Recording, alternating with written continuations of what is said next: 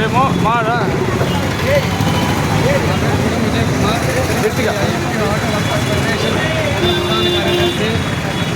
ఇప్పటికి 15 నెలలు అవుతుంది కూటమి ప్రభుత్వం ఏర్పడి.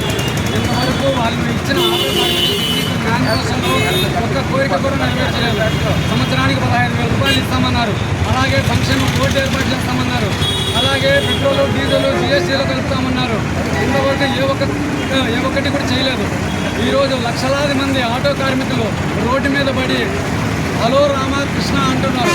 కాబట్టి రాష్ట్ర ప్రభుత్వం, కూటమి ప్రభుత్వం, చంద్రబాబు నాయుడు గారు, లోకేష్ గారు, పవన్ కళ్యాణ్ గారు ఈ ఆటో కార్మికులను గుర్తించి 15వ తేదీ మీరు ఉచిత బస్సు పెట్టేటప్పుడే మేము ఆటో కార్మికులకి న్యాయం చేసి ఆగస్టు 15న ఉచిత బస్సు ప్రవేశపెడతామన్నారు.